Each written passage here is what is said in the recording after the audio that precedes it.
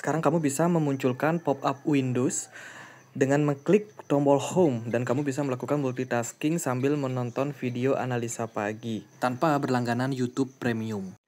Hai semuanya, gimana kabar kalian? Semoga selalu dalam keadaan baik. Jadi welcome back di Andy Greystone Channel dan ini adalah segmen analisa pagi, segmen di mana kita akan mengulas kembali untuk update news dan juga pergerakan dari market, khususnya market dari Bitcoin.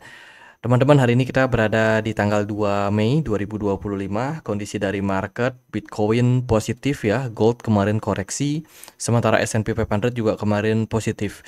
Belakangan ini kembali Bitcoin berkorelasi positif dengan S&P 500.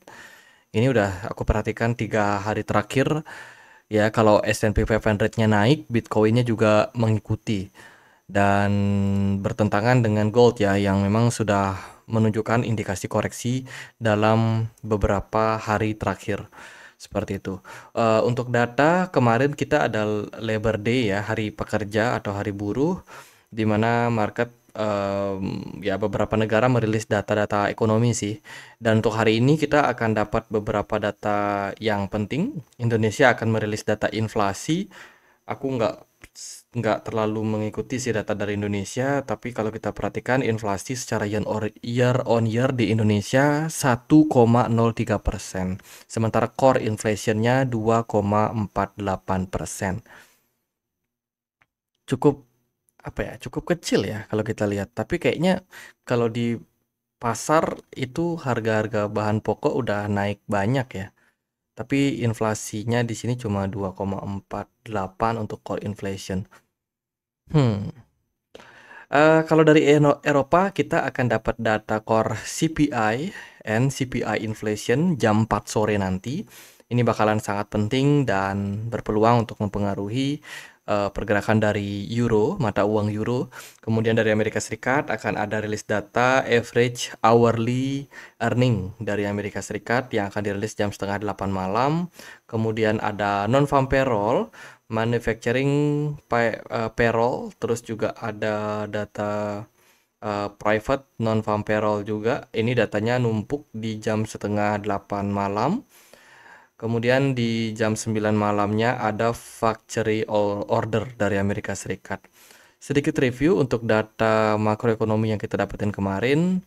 Kemarin ada Presiden Donald Trump yang speech jam 7 pagi, terus juga interest rate decision dari Bank of Japan di mana mempertahankan suku bunganya di 0,5%.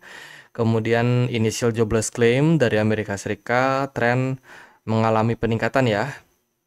Klaim klaim penganggurannya naik. Terus juga data kemarin ada manufacturing PMI dari Amerika Serikat yang juga masih cenderung turun. Jadi kemarin dilihat dari data makro memang sangat wajar kalau indeks dolar cenderung negatif, teman-teman. Kalau kita lihat sih dari datanya memang negatif gitu. Dan kemarin memang sempat ada penurunan sebentar ya, tapi sekarang udah spike up naik lagi ke 0,55% dan sudah berada di poin 100 untuk DXY atau indeks dolarnya. Itu hal yang cukup unik terjadi pada market, indeks dolar naik, saham naik, Bitcoin pun juga enggak ketinggalan buat rally. Sekarang kita lihat untuk Fed Rate Monitor Tools. Dilihat dari data, 98,9% kemungkinan The Fed akan mempertahankan suku bunganya di 4,5% pada pertemuan FOMC tanggal 8 Mei 2025 nanti.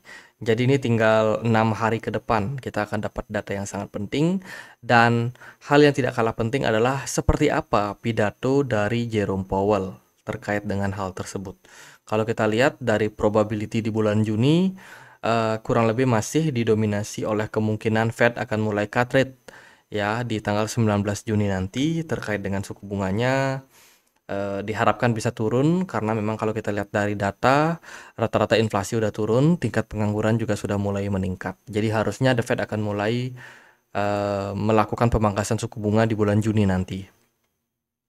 Itu kemudian dari inflow and outflow dari produk ETF spot ya. Kemarin ada outflow sekitar 56 juta US dollar keluar dari market Bitcoin Spot ETF. Kemudian dilihat dari Ethereum Spot ETF, kemarin juga mengalami outflow sekitar 2,36 juta US dollar. Jadi ini kompak melemah, dan kalau kita korelasikan secara movement dari smart money, memang di perdagangan kemarin ada penurunan terjadi. Kalau kalian bisa perhatikan, ini smart money-nya udah mulai mengalami koreksi, namun memang secara movement Bitcoin ternyata kemarin di pompa naik lagi, teman-teman. Jadi ya, bisa dibilang memang penurunan smart money sudah terjadi, jadi kita udah mulai mengantisipasi ya akan potensi koreksi pada pergerakan Bitcoin ke depannya. Gitu. Kemudian dari beberapa data yang lain ada dari tarif ya. Ini Trump akan memberikan sanksi bagi negara yang mau untuk melakukan bisnis dengan oil dari Iran. Gitu. Jadi siapapun yang mengambil oil dari Iran kabarnya tidak akan bisa bekerja sama dengan Amerika Serikat. Jadi ini ancaman serius, di mana memang perang masih sedang panas di Timur Tengah terkait dengan perebutan minyak, teman-teman. Termasuk juga Iran yang memang cenderung berani seperti itu untuk menghadapi gertakan dari Amerika Serikat. Jadi ini sebuah faktor yang penting untuk kita melihat. Terus juga Ukraina dan Amerika Serikat dikabarkan sudah sign untuk mineral deal. Jadi nampaknya akan ada semacam ekspor ya dari Ukraina ke Amerika Serikat terkait dengan beberapa bahan tambang yang diperlukan untuk manufacturingnya Amerika Serikat. Jadi mereka sudah bikin deal.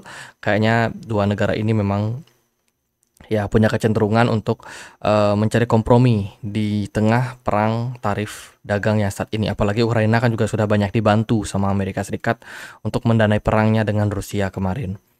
Terus juga dari Uni Eropa saat ini sedang prepare ya untuk deal terkait dengan trade juga dengan Presiden Donald Trump dengan valuasi sampai dengan 50 miliar euro. Jadi ini nilai yang cukup besar di mana Uni Eropa dan juga Amerika Serikat akan banyak supply barang-barang ekspor mereka, salah satunya yang berhubungan dengan teknologi gitu. Selain itu juga Donald Trump dikabarkan saat ini tengah berdiskusi dengan hampir 200 negara ya untuk membuat deal terkait dengan perang tarif ini. Kayaknya ini udah mulai manas-manasin Cina lagi, sebab Cina sendiri nggak mau negosiasi sama Amerika Serikat ya. Ya itulah berita propaganda. Kemudian kita lihat dari data dari kripto, teman-teman. Dead coin atau koin-koin yang mati itu sudah lebih di atas dari 50% dari kripto yang ada. Ini menjadi jumlah yang paling tinggi di tahun 2025. Teman-teman, kita belum berakhir.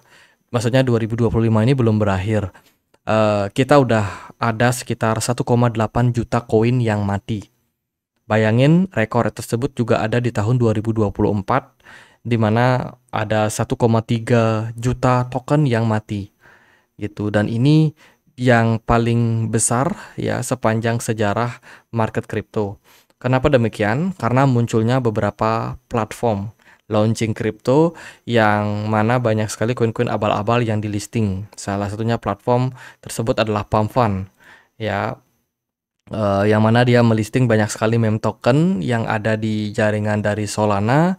Hanya sekedar jadi listing, ditambah lagi ada AI agent memperbanyak koin-koin yang listing, dan tentu saja menimbulkan resiko fluktuasi pada market gitu. Dan semakin kesini orang-orang semakin bisa dibilang semakin skeptis sama altcoin. Altcoin itu pada awalnya diciptakan memang dengan tujuan untuk sebagai alternatifnya Bitcoin. Akan tetapi altcoin yang muncul di tahun 2024-2025 itu cuma sekedar jadi. Ya, mereka tidak didevelop dengan benar, proyeknya sendiri juga nggak jelas. Even itu meme token pun diciptakan hanya untuk mencari liquidity saja. Gitu. Jadi orang-orang bikin koin, kemudian orang-orang pada FOMO untuk beli, devnya pada jualan. Cuma itu fungsi dari meme token dan juga altcoin di tahun 2024 sampai 2025 ini. Ini membuat tentu saja dominasi daripada altcoin makin lama makin melemah. Gitu. Ya, ini fakta yang nggak bisa dibantahkan sebab ini data datang dari CoinGecko. Dan menurut saya sih alternatifnya memang di kondisi seperti sekarang ini lebih berfokus kepada Bitcoin saja. Kalaupun memang mau mencari altcoin, carilah altcoin yang punya sentimen yang bagus. Sui kemarin naik 8% karena 21 Share baru aja meluncurkan proposal terkait dengan spot ETF-nya. Jadi nanti akan ada Sui spot ETF dari 21 Share. Tidak hanya itu, ada juga produk datang dari Canary Stake Sei ETF. Jadi nggak cuma Sui ya, Sei ETF, Stake Sei ETF dari Canary ini juga baru aja masuk dan akan menunggu approval dari SEC terkait dengan gimana apakah bisa direstui atau tidak untuk diperdagangkan gitu. Ini merupakan sebuah langkah awal sebelum nanti mungkin akan ada Sei Spot ETF juga. Terus dari ETF juga ada Grayscale, baru saja meluncurkan Grayscale Bitcoin Adopter ETF atau BICOR. Ya, aku nggak tahu ini produk apa, tapi yang pasti ini produk yang kesekian yang sudah diluncurkan oleh Grayscale untuk mendukung adopsi kripto ke depannya gitu. Secara portfolio ini yang pasti sih ada Bitcoinnya ya, karena kan namanya juga Bitcoin. Tapi apakah dia menyediakan untuk staking reward atau mungkin mining reward, ya itu belum saya dalami sih terkait dengan produk tersebut. Lalu ada Sam Altman, kabarnya berhasil untuk menembus market US, teman-teman. Jadi market US sudah berhasil ditembus setelah sebelumnya Walt ini dilarang. Teman-teman pasti tahu Walt ini berkeliling dunia untuk scan iris mata, ya kan? Dia hadir di berbagai macam spot strategis guna untuk menarik banyak investor yang pengen untuk verifikasi identitas mereka, itu akan bisa memperoleh WLD token sebagai airdropnya. Dan saat ini mereka sudah ada di Amerika Serikat dan siap untuk mendata penduduk Amerika Serikat. Lalu ada Ethena berpartner sama Ton Foundation untuk introduce USDE dan juga staking USDE yang dimiliki melalui Telegram ecosystem. Jadi ini merupakan sebuah ekspansi yang bagus untuk project Ethena. Sonic Chain dikabarkan masuk ke dalam daftar dari Binance Alpha ya, New Chain Integration on Binance Alpha, yaitu Sonic atau dulu namanya FTM. Saya kira Binance Alpha itu hanya mensupport project-project startup baru, namun ternyata project-project yang memang sudah lebih dulu ada ataupun juga hanya melakukan rebranding saja itu juga bisa disupport. Kemarin juga Sonic atau S itu udah naik ya tokennya lumayan teman-teman, 2 digit lah gitu. Kemudian kalau kita perhatikan juga dari berita yang lain ada Tether, yang mana Tether ini dikabarkan mencapai valuasi sampai dengan 120 billion dan kemarin mencetak operating profit sampai dengan 1 miliar. Ini menjadi yang tertinggi ya dari beberapa tahun terakhir, mengindikasikan memang adopsi dari stablecoin Tether makin lama semakin besar di market, dan juga menunjukkan bahwa proyek ini adalah proyek yang sangat solid, yang sangat bagus secara keuangan. Morgan Stanley dikabarkan juga meluncurkan exchange baru yang namanya E-Trade, di mana ini akan launching di pertengahan bulan Mei nanti gitu. Jadi akhirnya Morgan Stanley yang memang sebelumnya terkenal anti kripto ternyata berpindah ya, berbalik justru malah mendukung peluncuran dari mereka punya produk baru.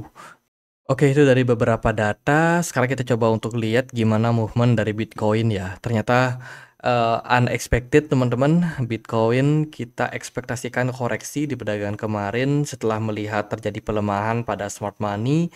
Namun di pembukaan market jam 4 pagi kemarin marketnya justru terus mengalami kenaikan ya. Padahal kemarin sudah berada di kisaran level 94.400 dan ternyata marketnya justru malah naik. Mungkin ada faktor lain yang menyebabkan kenaikan pada Bitcoin. Kalau kita lihat dari narasi sih sebenarnya nggak ada sentimen yang negatif-negatif banget. Tapi kalau dari kecurigaan saya sih ini ada faktor dari likuidasi yang memang harus diambil kayaknya ya. Kalau kita lihat kemarin yang kena liquid di short itu kisaran 175 juta US dollar dalam 24 jam terakhir, nggak besar-besar banget sih. Tapi market Bitcoin justru dibawa naik dengan pergerakan Bitcoin dominance yang juga naik tipis. Oke, ini interesting. Kita lihat tren dari Bitcoin ini masih cukup strong ya. Secara daily closing di perdagangan kemarin kita cuma create doji, mengindikasikan memang market ini masih sangat kuat dari segi buyer.